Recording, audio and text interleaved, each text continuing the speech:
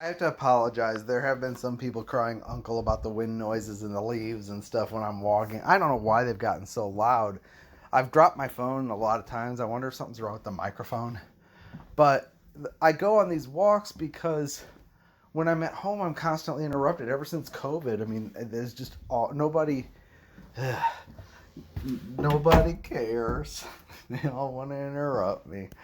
But anyway, I'm going to try to do a better job of doing messages at home. We'll see how that goes. Um, Now, I was reading 2nd and 3rd John and kind of got some insight into why. I mean, I already kind of knew, but especially reading 3rd John, I got an idea of why John speaks very, I wouldn't say cryptically, but he's very careful about the way he uses words. And he doesn't address any individuals by name except in 3rd John. And in 3rd John, he's writing to an individual, which is what really reveals the situation there and why he's so careful to write the way he does. And sometimes, he writes in such absolute terms, and he also writes of the commandment when he's referring to the gospel. He speaks of it as if it's law. And that religious people read it that way, 1st John, that's why so many people have feared approaching it, because it's so loaded with so many religious interpretations, and the language doesn't help, it seems. Only if you are born again and have spiritual eyes to see and an appetite to follow as we unpack 1st John do you see that he's actually talking about the gospel when he refers to the commandment. And when he refers to loving the brethren, he's actually talking about believing the gospel. It's like, why did he do that? 3rd John really reveals why. I'm going to do 2nd John and 3rd John, but 3rd John shows that there was this guy, Diotrephes, there, who loved to have the preeminence, but wouldn't receive the apostles, and had seduced enough of the church that he was in charge. He was in charge of the church there, and he was casting people out of the fellowship who did receive the apostles in their teaching. And being cast out of the church is a really big deal when there's no other church. It's not like you get kicked out of, First Community Fellowship, and so you go down the road to Cornerstone Baptist, and when you get kicked out of there, you get to go down over to this Engage, and you try all these different things because nothing works. No, the saints were all in one place, meeting as the church, and there wasn't another way to meet. And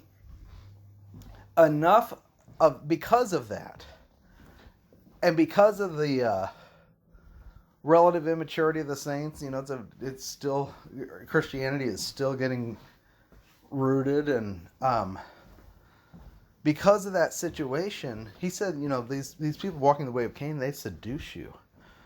The saints had been seduced to stay put, where Diotrephes had taken the lead, and he may not even been a believer. And he's casting people out of the fellowship who received the apostles and their teaching. So when he writes to the church, especially if it's going to be circulated among them, I think he writes in a way so that when he's talking about the gospel, it sounds like he's talking about the law. To hide it from the legalists. And I had this feeling when I was going through 1st John, but it was really confirmed when I read 3rd John today. I'm just going to read it. The elder unto well-beloved Gaius, whom I love in the truth. Beloved, I wish that you may prosper and be in health, above all things, even as your soul prospers. For I rejoiced greatly when the brethren came and testified of the truth that is in thee, even that as you walk in the truth. I have no greater joy than to hear my children walk in truth. Beloved, you do faithfully whatever things you do to the brethren and to strangers, which have borne witness of your love or your charity before the church, whom if you bring forward on their journey after a godly sort, you do well, because that for his name's sake they went forth, taking nothing of the Gentiles. Now, he's talking about strangers and brethren who are walking in the name of the Lord, and for his name's sake are they aren't taking from the Gentiles. Which means, if you remember, I think what he's saying is their needs are not met. And so you're receiving them and doing a good thing. And in 1 John, it talks about walking in love. There's one practical admonition about walking in love that says, whoever has this world's good and doesn't and withholds his bowels of compassion towards his brother in need, how can he say he walks in love? And you go, oh, that's an admonition to walk in love.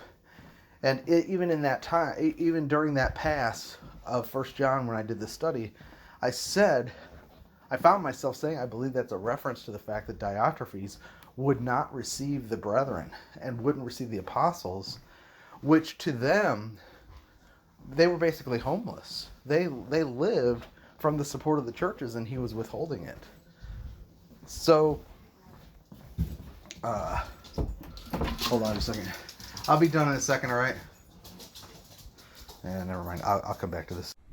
So let's see if I can kind of wrap this up here. But so basically, what he's referring to here is, look, you're doing well because you receive the brothers and take care of their needs and send them on their journey after a godly sort, which means he's like a fueling station for the saints, who aren't being received by the church. Because for his name's sake they went forth, taking nothing of the Gentiles.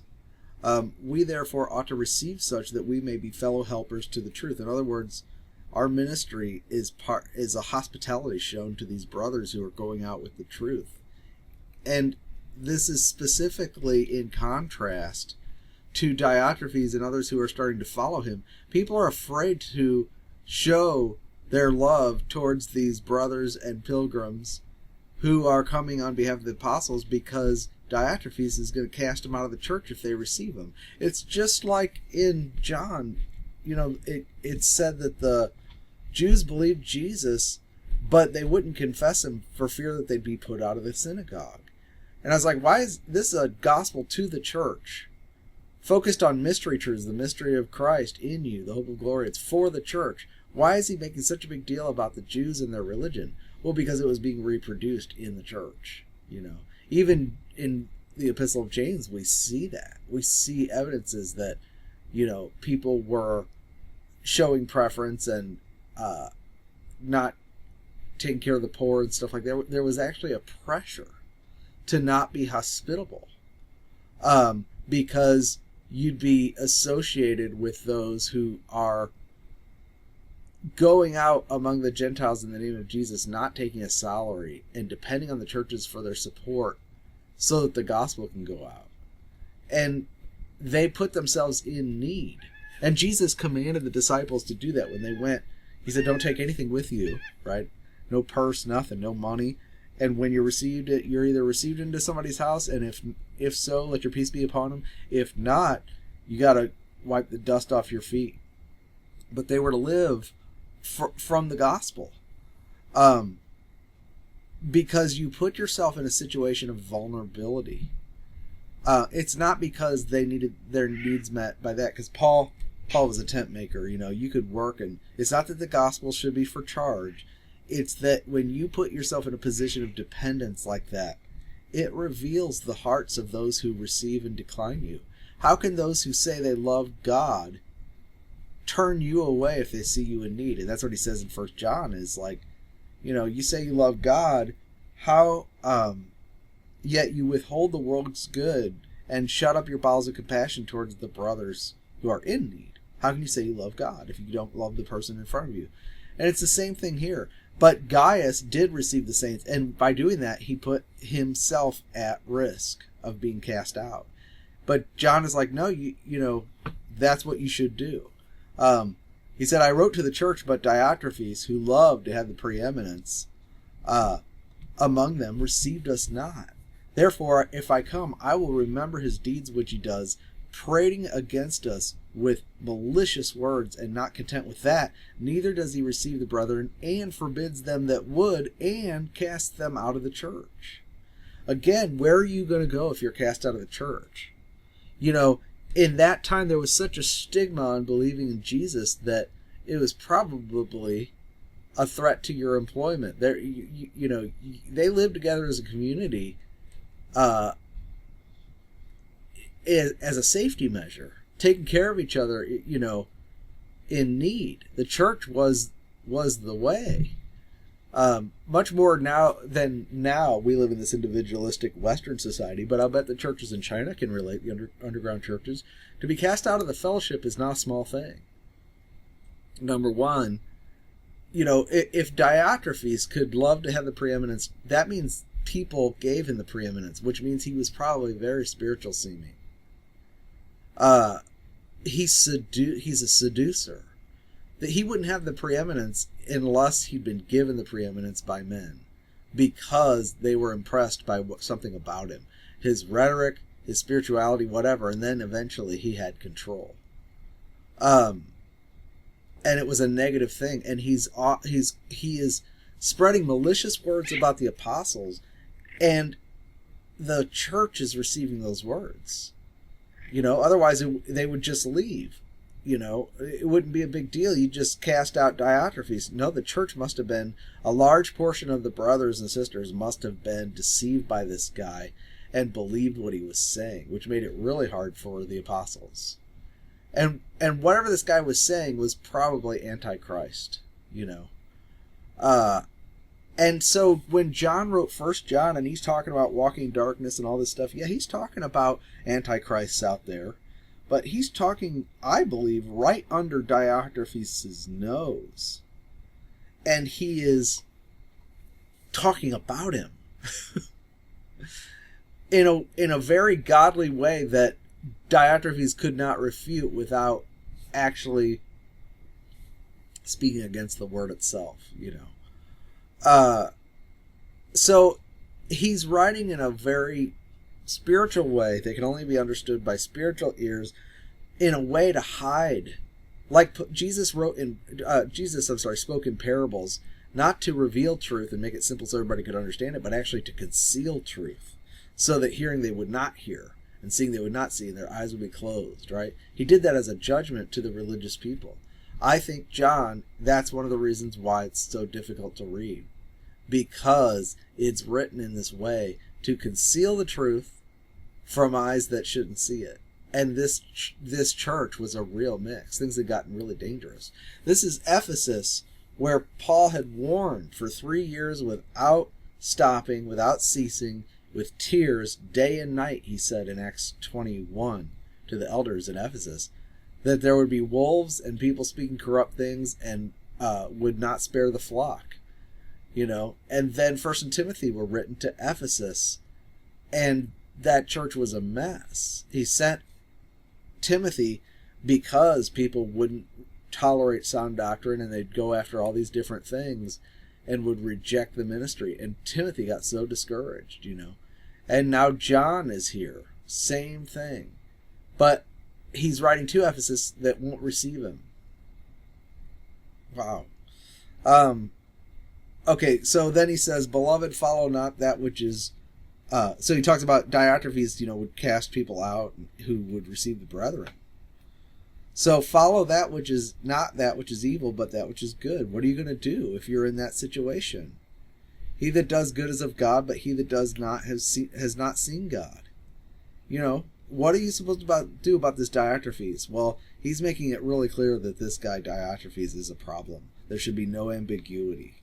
He's speaking evil words against the apostles, casting people out, loving preeminence, forbidding people from receiving the apostles and the brethren, and then casting them out of the fellowship.